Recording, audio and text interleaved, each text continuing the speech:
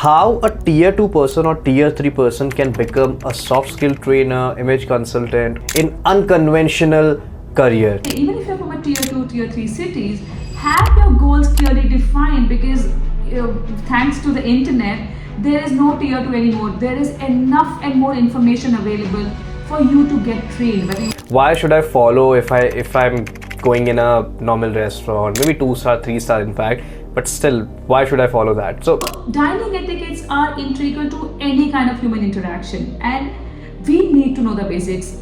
There are different levels to it. So to answer your question of your tier 1 or tier 3, tier 4 cities. But if my body language is quite bad on the stage, then people will observe me and judge me directly that he's not a confident person. We have to train them on positive affirmations. And there are certain power poses which we tell them. Everybody gets nervous. Even sometimes I get nervous despite doing trainings for people, right? But it's how you train your mind and your body that it doesn't come out.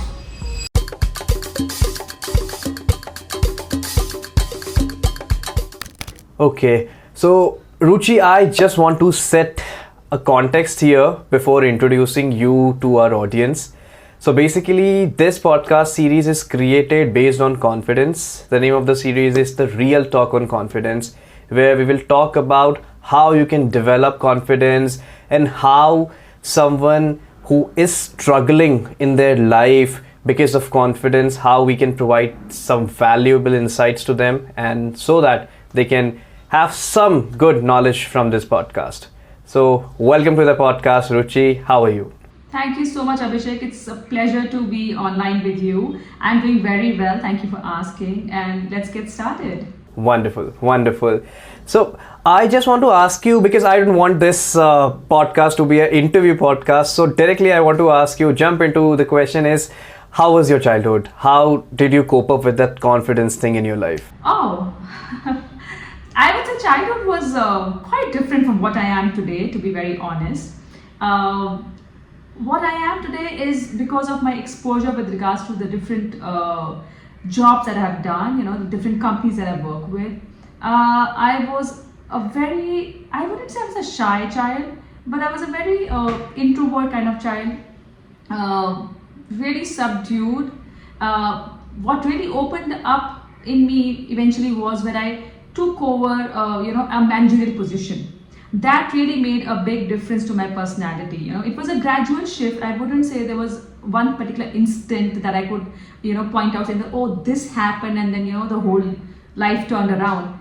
I think it was a very gradual transformation, a very gradual shift, a lot of learning, a lot of development, a lot of encouragement from the peers, from the seniors, from the mentors. But I would say a lot of self-evaluation and self-realization. And as I said, when I moved up the ladder in regards to my corporate career, as I started managing different people, as I started looking at there were juniors who had to develop and create a success story and a succession plan. I think that kind of led me to who I am today. So it was a very organic development, I would say. There was no one thing that kind of triggered the whole thing. Yeah, and what about the upbringing part? Because I still think what we are catching from our parents or taking information from society, that builds the personality. So how's your parents and how they have built your personality, how they have contributed to your personality? So I was always a very independent child.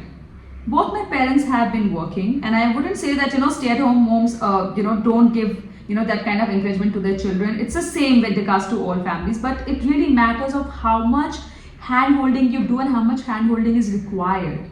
Because both my parents are working, I was a very independent child. I used to self-study. I used to self-discipline myself. I had targets by my own self. Of course, as I grew up, maybe standard 8, 9, and 10, maybe not when I was in standard 5, 6, and 7. But I knew, and I was a very focused person. Because I saw my mother and father, really being ambitious with regards to their careers, I was very focused. And, these days I hear a lot of youngsters saying, oh, we don't know what we want to do. That was never a thought in my head. I exactly knew what I wanted to do even when I was in grade 10, So I think that's the kind of childhood I grew up in, because I saw my father doing what he was doing. I used to really admire him for what he does. and that is how I am in the hospitality industry today, because he is a veteran hotelier, you know.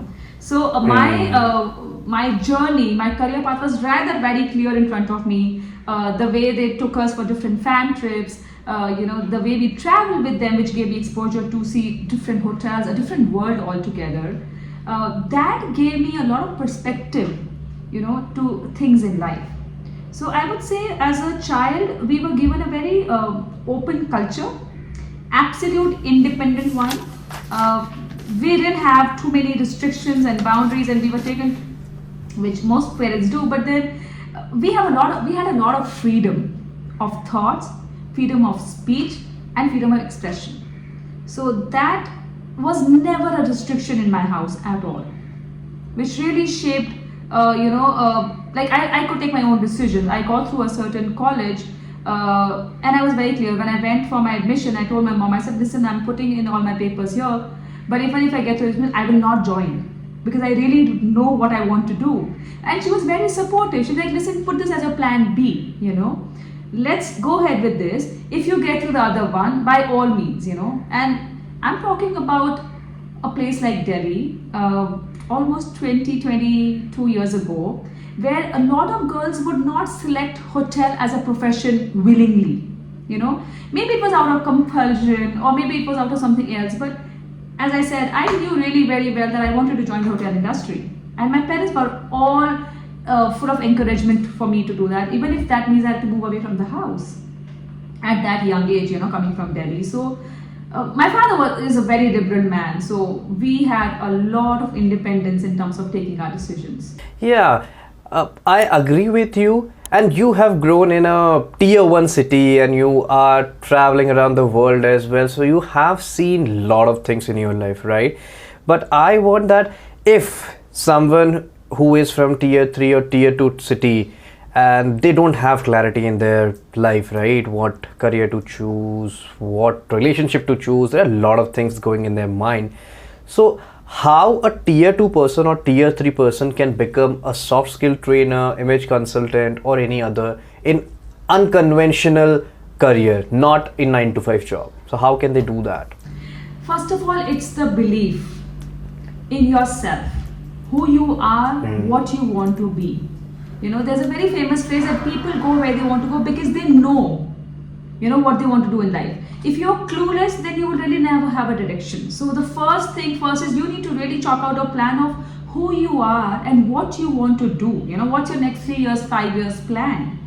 And once you have that plan in place, you start working things around in terms of what you need to do. Like, for example, when I decided to become a soft skill trainer, despite having a tremendous amount of experience and qualification, I went and took a proper certification course. I just did not start becoming a soft skill trainer because I have the know-how, I wanted to validate myself, so I went ahead and did the certification from England. But that's what I'm trying to say. Even if you're from a tier 2, tier 3 cities, have your goals clearly defined, because thanks to the internet, there is no tier 2 anymore. There is enough and more information available for you to get trained, whether you want to do it online or offline. There is so much abundance of knowledge, and there are so many people who could guide you. Gone are the days when you have to travel to a different place to acquire a certain knowledge, So make use of the internet, look at the right podcast, look at the right, TEDx videos, look at the right training modules. But first thing first, have your plan set of what you want to do. So basically, create an environment, create your goals so that you can follow those goals. Because if you don't have goals, then there is no way, there is no path. And not just goals, Abhishek, smart goals, They have to be specific, achievable, realistic, It has to be moving along with the time. So you have to have a proper smart goal, if not one, as many. But you have to be focused. And another one thing, Rome was not built in a day. So if you want things to, turn on for you in a fortnight, that will not happen. It will require a lot of persistence, a lot of perseverance, and a lot of patience. But what about the mistakes? I mean, let's say that I've decided to become an anchor, okay? Maybe for one day or maybe for 1 month, I'm getting that conviction that I want to become an anchor. And I have created a smart goal that I want to, become an anchor at this timeline, this date, I want to achieve this measurable events. But after 1 month or 2 months, if I thought that no, this is not the right path, so should I change the goal again or what? Because there could be a lot of passions in one person. See, it really depends on how passionate you are. It's okay if you decide that of course, you need to be stable in your life, and it also comes with certain age. There are certain age factors, so you can experiment all you want. Of course, get a basic qualification, right? And experiment all you want from the age group of 25 to 28, 29, for example. But then you need to eventually settle down and figure out what you want to do with your life. You can't be experimenting until you're in mid-40s, right? So there is no harm in trying it out, because unless you try it out, you would never know. And if you have a passion for something, I would suggest go all out and do it, because I do not believe in having regrets. I do not want to sit after 5 years and say, oh, you know what, I should have tried it out at that time. It was the right time. I should have done it. Go with your gut feel and get your hands dirty, because unless you don't do it, you would never know. Absolutely true. There is one saying in Dear Zindagi movie, Shah Rukh said that if you don't know about your passion, or if you don't know where to go, you have to sit on different chairs and just try all those chairs. Then you will be able to find out, okay, oh, I like this chair, so I will purchase this one. So do you agree with this, that if someone who is of, let's say, 30 years old, and he wants to change his career from 9 to 5 to something else, so we are not saying here in this series that you have to follow that path. No, we are just saying that what can a person, any person in this world, what that person can do, right? So I am a 30 years old person and I want to try different things. So do you agree with this point that person should try different things and then move on or change or switch their career? I say yes, I agree. If you have a right support system with regards to your family and finances, by all means go ahead and try what you really want to do, because as I said, leave no regrets. And there's no harm. I mean, if you've done a corporate job for suppose 10 to 12 years and you really want to try your hand at entrepreneurship or mentoring or anchoring for that matter, give it a chance. Give it at least a year and a half, I would say. Don't think about having results in 6 months, right? So give it a year and a half, give it 2 years. And if you think it's working, even if you see a slightest of chance of it working, go all guns blazing. But if you think that, oh, maybe it's not the right time, maybe it's not, you can always go back to your job. Believe me, if you have the qualification and experience, this is always a right job for you. So do try it out. In fact, I've had friends who tried different things, and then COVID happened, so they had to go back to their 9 to 5. But hey, at least they tried, right? And that's again a feather in your cap. It's an experience that you can add, that you tried it out. And you are a risk taker. And no risk, no rewards. If you want to play safe, you'll get the same results all the time. So you have to take risks. You have to come out of the comfort zone. That is absolutely true.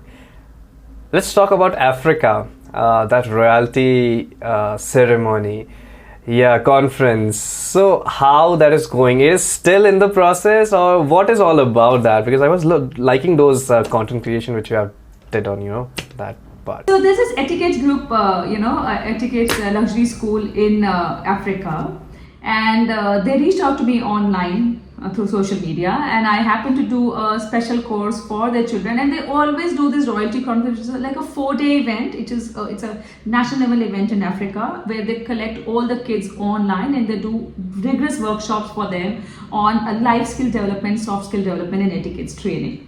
So, and they have different speakers. While like I'm presenting a dining etiquette masterclass, they have speakers on psychological development, mindset development, body language and posture, and academics as well. So it's a 4-day session, which is very intense for those children. And last year I was part of it too, and this year, so I'm very fortunate. It's very inspiring when I look at those young kids, And like one of the actors said in the movie Zindagi Na Milegi Dobara, people are same everywhere. Their aspirations, their thought, they are same everywhere. You just have to find the right point for them to get adapted and trained. Fair enough.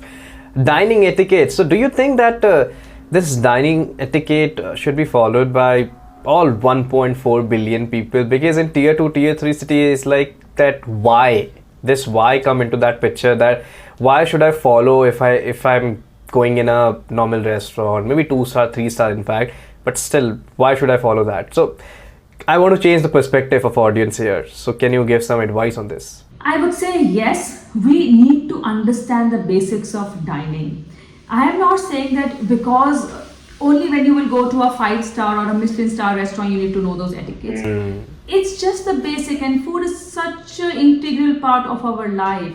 Every time we get into any social interaction or a business interaction, food is an important part. Whether it's a coffee, whether it's a lunch, if you're going for a date, you're going for a meal, if you're going for an interview, somebody say, hey, can I offer you a cup of coffee? So dining etiquettes are integral to any kind of human interaction, and we need to know the basics.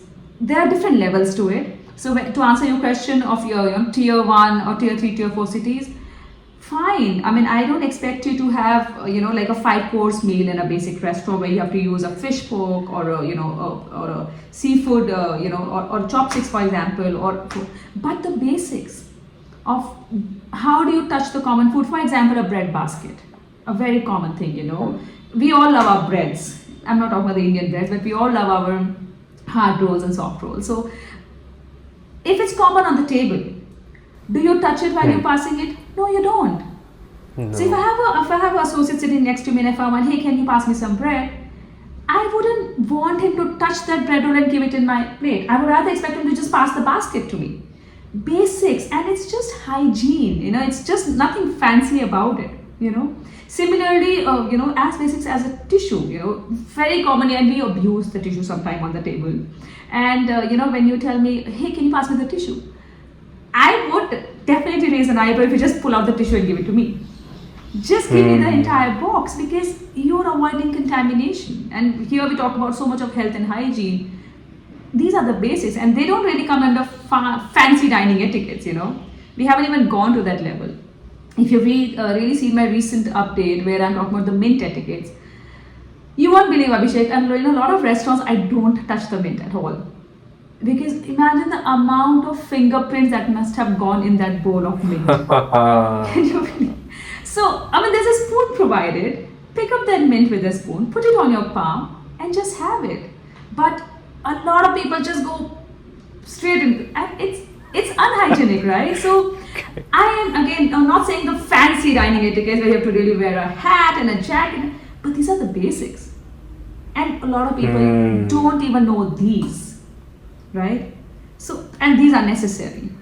Yeah, actually, you have said it correctly, that don't relate your dining etiquettes to status, कि मैं 5-star में जाऊंगा या फिर I'll go to in a conference meeting or something, tab I'll follow this. It is actually the hygiene thing.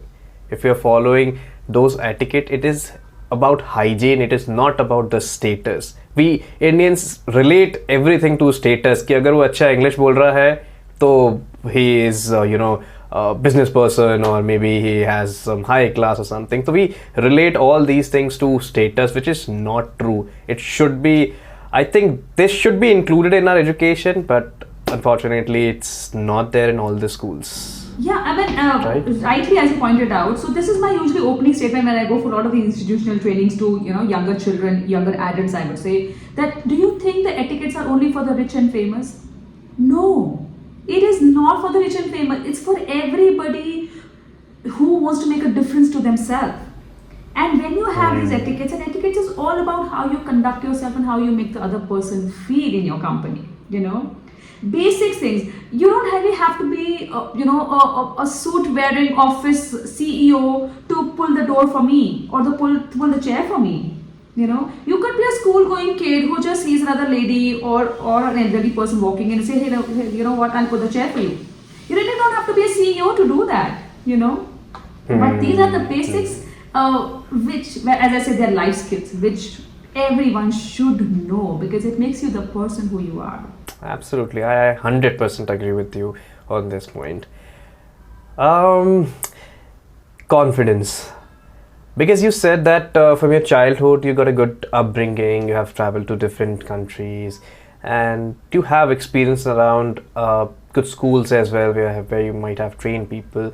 So if let's say a 25-year old kid and he had a bad childhood, like his mom and dad were not good with him or maybe not supported him, now he is I won't say miserable, but he's not confident about his personality.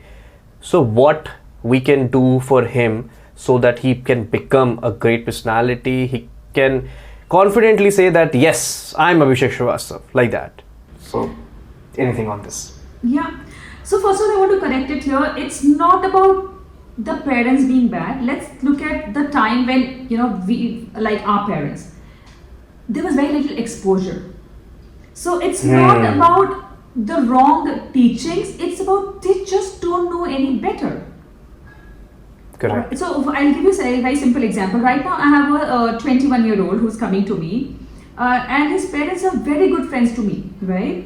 But the mother is really, like, she's a homemaker. She's a very sweet lady, but her exposure is very limited, right?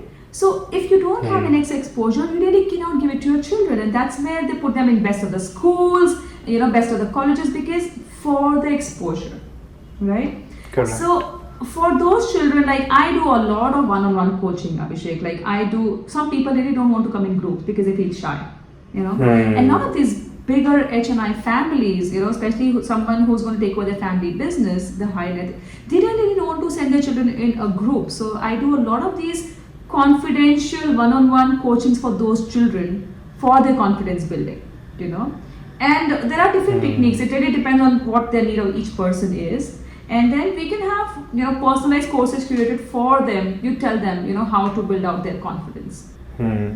Perfect.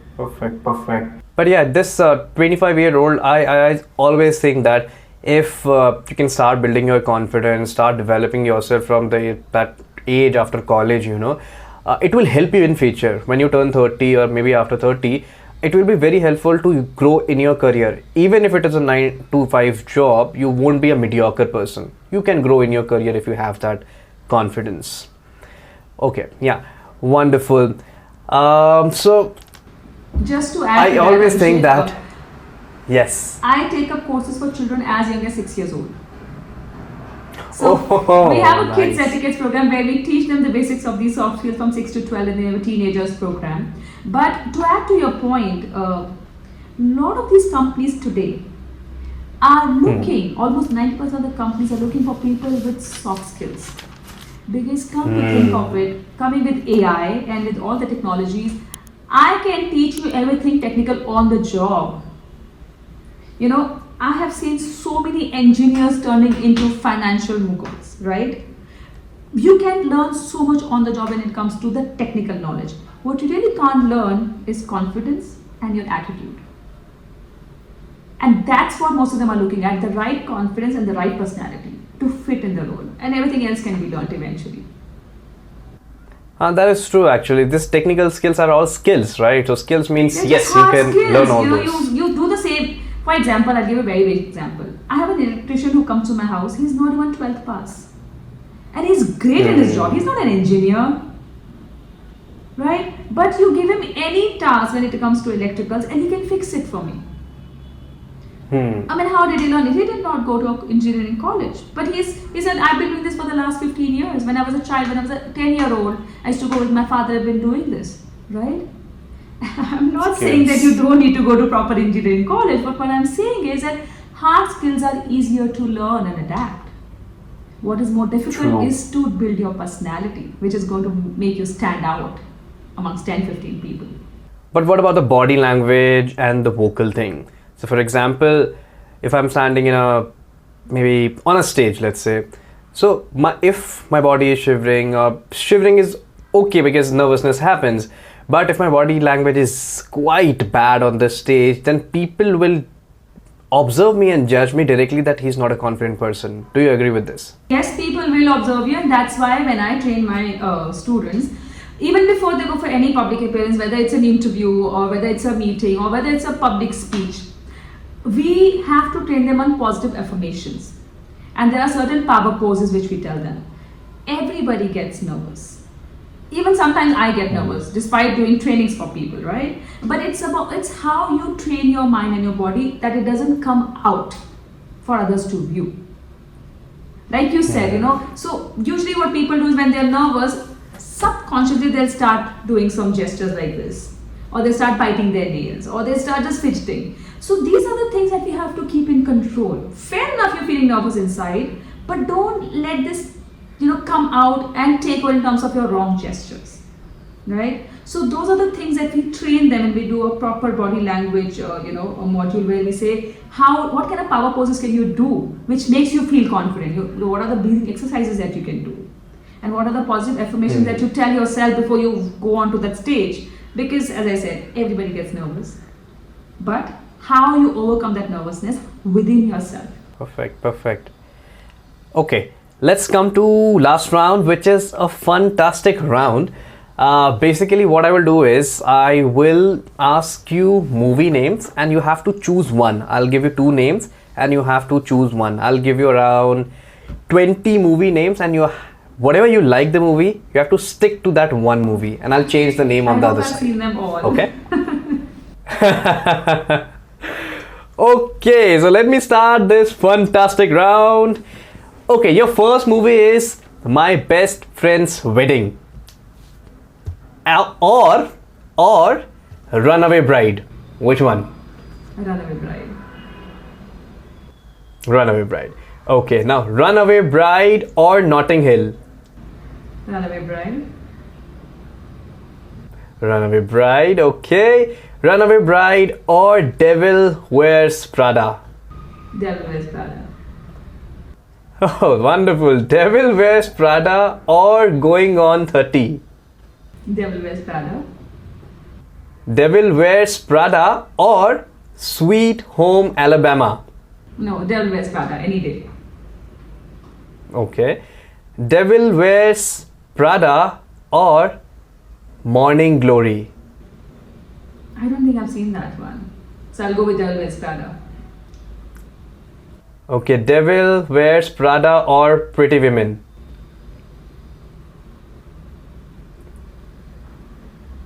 Devil Wears Prada. That was a long pause.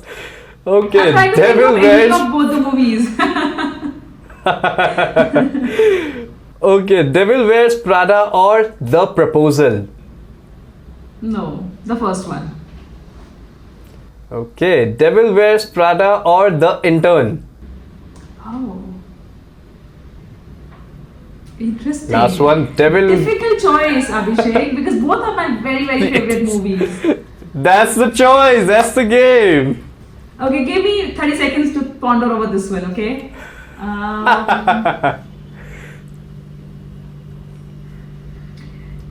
Okay, The Intern.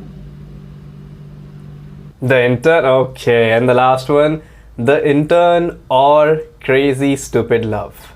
No, The Intern, any day. The Intern won. That was It's fun. a great movie. Great movie. No, I love that movie. In fact, I recently seen it for the nth time, and very inspiring and a lot of learnings, I would say. It really shows you, of course, being an etiquette coach, I admire the way he dresses. In fact, both of them, Robert De Niro and both of them, the way they dress, the way they're passionate about both their careers. But it also talks a lot about, the power of persistence. Despite being retired, he didn't just put his legs up and say, I want to just have a golden life, He was determined to continue doing what he loved doing, So I would say a lot of learning out there, and of course a good learning in terms of how he adapts in a different culture. Despite being of people of half his age, he adapted to that culture, and he actually made all of them love him. So that's the kind of personality one needs to have. So you are able to fit in any culture, any environment. You don't want to be really the odd one out. Yeah, some movies are like good feel movies.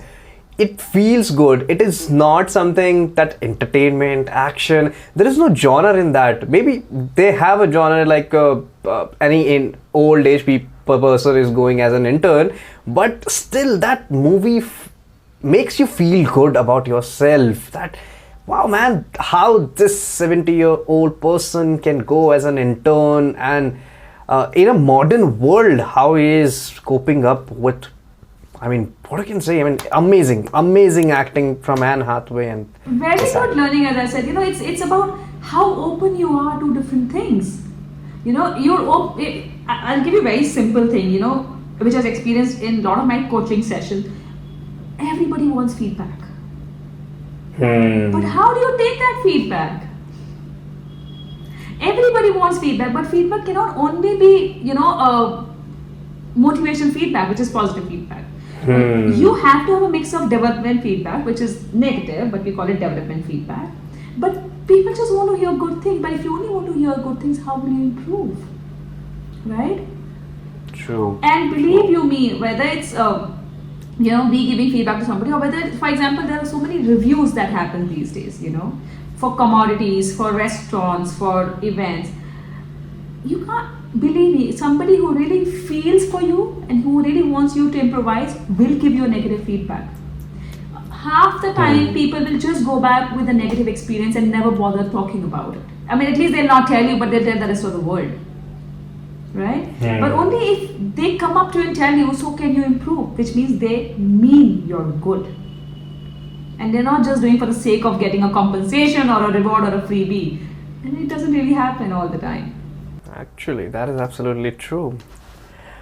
Okay, alright. So, just a summary of the whole episode was that you were not a shy person. You were, I can say, ambivert kind of person who were, ready to talk to someone when someone is talking to you.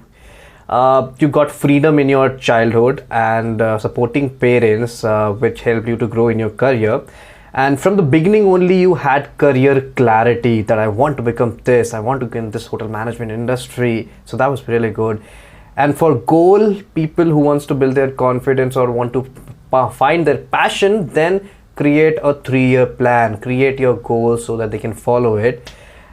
Believe in yourself is one of the things if you are trying different things in your life, and open to feedback, even the developing ones, because those are the actual feedback which will help you to grow in your career. Oh my God, that's a wonderful and podcast. just to add one thing, always try out things. Don't kill your aspirations.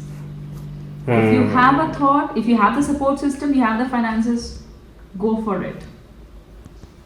Don't stop yourself. Yes. Yeah. Wonderful. All right. How can I thank you? You were amazing. I've learned a lot, and seriously, whenever I'm talking to a guest, my senses got open, and it's like that I want to learn more about Ruchi, how she has developed that confidence, because it is coming from somewhere. She has done something, that's why she is here, right? So amazing. I've learned a lot today, Ruchi, and hope to see you soon in future as well. Absolutely, we'll connect more often, and thanks to you, there were some lovely questions, very well articulated, very well woven in the whole story. Thank you so much for being patient for me to fix up the technical stuff. Really appreciate that. But it was wonderful chatting with you, Abhishek. Same here. Thank you, Ruchi, once again. Take care.